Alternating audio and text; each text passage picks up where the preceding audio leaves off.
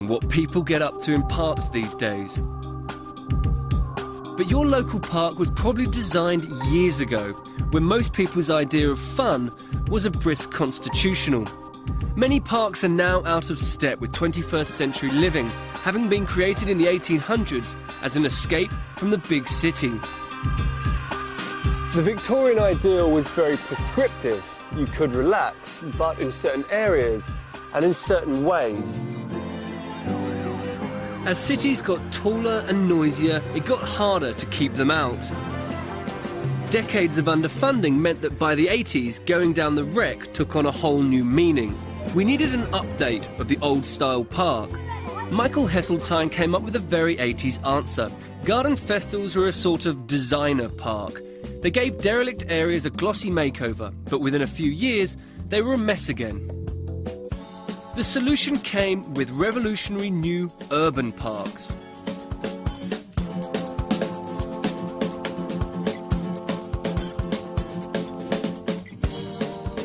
In the mid-80s, France led the way with Bernard Tschumy's massive Parc La Villette in Paris. Tschumi turned the traditional park on its head. Metal structures make it feel half urban, half rural.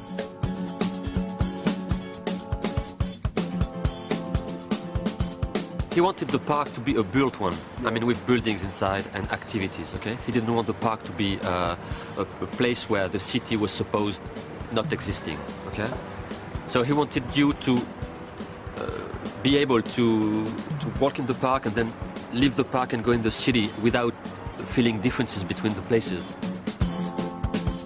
Tschumi scrapped swings and roundabouts in favour of interactive themed gardens. There are no keep off the grass signs. You're encouraged to touch, walk on and play with the park.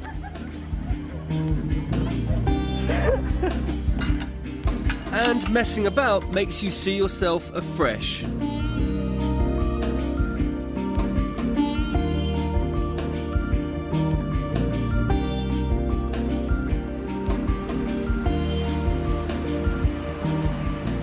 These spaces are designed just as much for adults as they are for kids.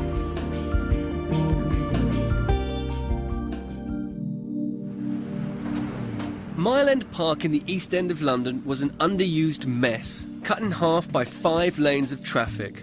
But not anymore. Like Parc de la Villette, it's broken into a number of smaller themed spaces, like this ecology area. Despite its size, this is very much a local park for local people.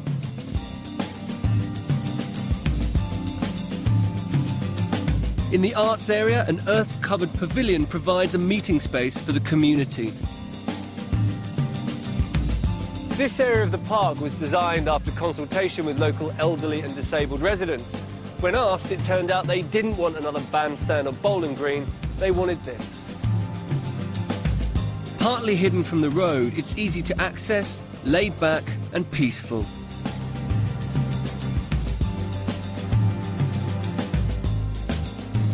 They wanted to see something different, something that was innovative, something that was to be a marvel, because the East End is you know, always tarred with this negative brush, and people want to see something really positive come out of the park.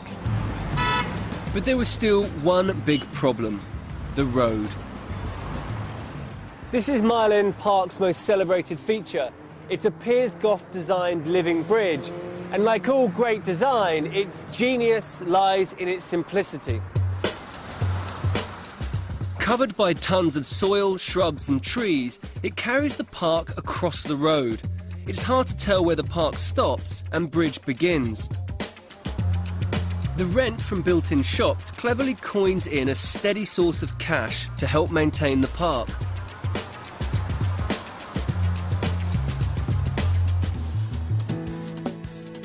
The designers of this park by the Thames Barrier faced a different challenge: to transform a toxic dump into a green oasis. Once the heart of London's docklands, the land was so polluted the site had to be covered in concrete before building could start. Within 5 years, the land has been transformed into a calm, minimalist park. As hoped, it's turned the area into a highly sought-after address.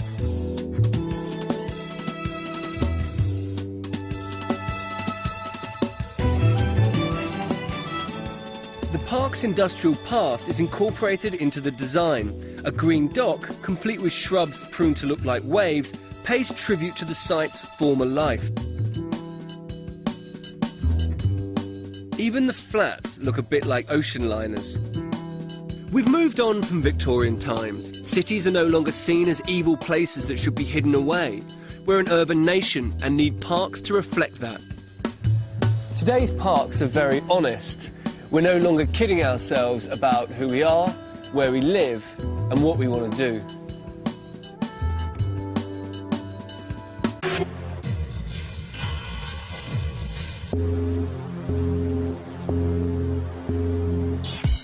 Now, when I think of the city, I think of young toffs in suits trying to look up your skirt on a Friday night. Also of architecture devoid of all imagination, so the last thing you'd expect to see is this. Built in 1986 for insurers Lloyd's of London, an older Lloyd's building had to be demolished to make way for Richard Rogers' high-tech design. Looks more like a piece of sculpture than a corporate headquarters.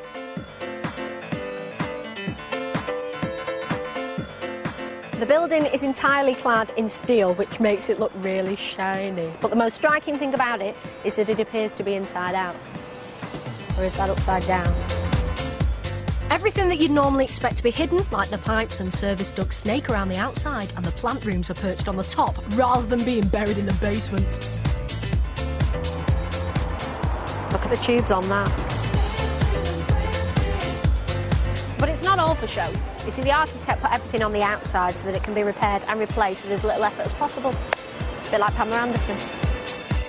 In contrast to the outside, the inside of the building is very sparse and it feels like a big empty box. There's nothing like the smell of money. The room is dominated by a 200-metre high atrium with all the offices around the edges, creating a market square feel in the centre.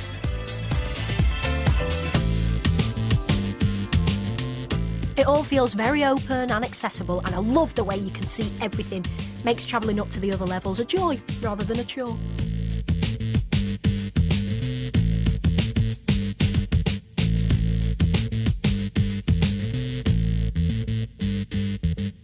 But the best way up and down is in the lifts. Now, you have to go outside to get into the lifts, and the lifts are on the outside of the building, so if you are afraid of heights, you may just cat your pants. Beautiful view, though.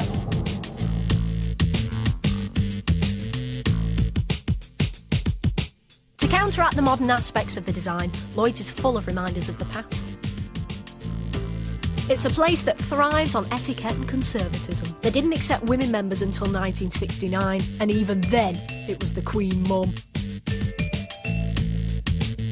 The most famous symbol of Lloyd's is the Lutein Bell. Salvaged from a French bullion ship which sank in the North Sea in 1799, the bell was rung to let everyone know if a ship had sunk or arrived safely into port. No, I'm only joking. No, actually not allowed. Now, whenever a marine vessel is sunk, it gets wrote down in this very, very large book. This whole place is steeped in tradition. Yeah, I'll check this out. Up yours, establishment. There are also some more unusual relics. This big box behind me may look like a mausoleum, but as with everything else in this building, there is a reason for it. It seems completely out of place with its surroundings, but its faux grandeur really makes you want to go inside. I'm so excited, just don't want to look. You've not done stripes again, have you, Linda Barker? Oh, well, it is fabulous. I'm sure it costs more than £4.50, but it's worth it. The Adam Room dates back to 1763, when it was designed by Robert Adam as the dining room at Bowood House in Wiltshire. Lloyd's bought the entire room in 1956, and since then, it's been taken apart and reassembled each time they moved. Everything in it is from the original room, from the ornate plasterwork, right the way down to the drapes and the carpets. It's now used for board meetings and special functions. It's a bit of a time warp.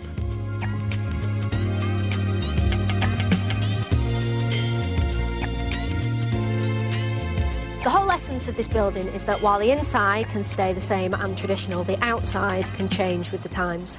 I love it, because it's a building with imagination and it's got balls.